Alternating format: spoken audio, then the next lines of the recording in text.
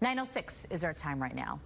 It's that time of year when college and high school students are really going through a lot of stress between finals, tests, graduations. We know for some, there are major life changes ahead of them. It's also Mental Health Awareness Month, and according to the Arizona Suicide Prevention Coalition, there has sadly been a significant increase in the suicide rate among teens and young adults recently. That's why this morning we brought in Sarah Grotto. She is Executive Director of Not My Kid, with what parents and students need to know. Thank you, first of all, Sarah, for being here. Thank you for having me. It's a topic that a lot of people, I think, don't know how to talk about with their kids, right? Let's first talk about, bring us to why this time of year it is extra stressful for our teenagers and our young adults. It is. I mean, it is the end of the school year, so there is some excitement around that, but there's summer coming up, so that's going to be a change in routine. That's going to be less connection maybe to the friends that they see at school every day, less connection to some resources that they would have at school every day. And then also with our students who are maybe graduating and going on to something different, the stress of figuring out what is after high school and the unknown of that. And processing that is always different for every kid and how they're going to show that, right? Some may be able to handle it well, some not, which then leads us to the mental health of some of these kids and young adults.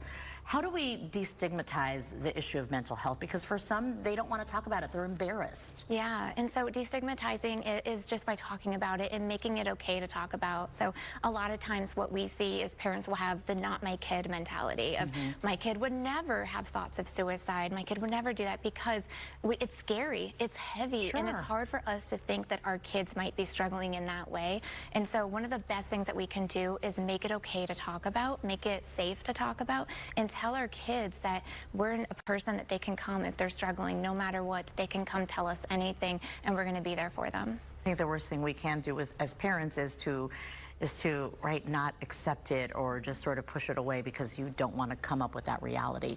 So it brings us to the next question. What are some of the signs that we should be looking out for? And not just parents, but teachers, any adults that are around these kids and young adults. Yeah, so we're going to look for change in behavior.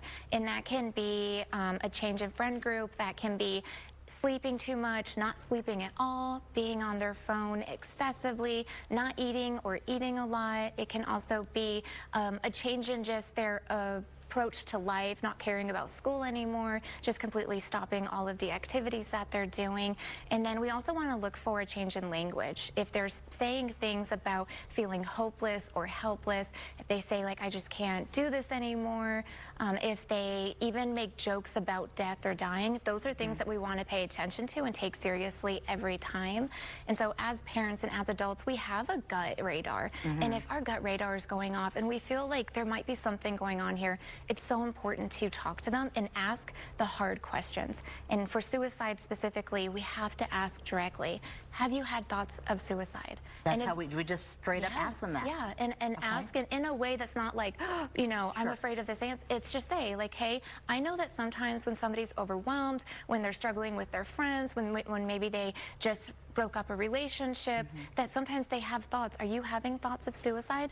And then be prepared for that answer. It might be yes, and if so, there's so many resources. Or it could be, you know what, no, I'm not, but thank you for asking. Here's what's actually going on. And that's the important thing we want everybody to know is you're never alone, from the parents who may be seeing there's something going on to the kids, the teens, the young adults who are feeling those challenges and that stress and those thoughts. So there's some information. The Suicide Crisis Hotline is always available by calling 988. For essential services that you may need, you can do 211. Obviously, in any case where there's an immediate threat, 911. But you guys at Not My Kid have plenty of resources and programs as well. We do. So we have lots of programs for connection for teens. We also have counseling, and we also have a whole network of providers. So if parents are concerned, if they just aren't sure, and if they're afraid to ask that question, because I have to say sometimes it's hard to ask your kid that question, the best thing to do is take them to a professional who can ask the question for them, and that's something that we can do. Sarah, thank you so much. I think even just talking about this hopefully will help some families out there. We appreciate it. Thank you for having us. Absolutely. Thank you.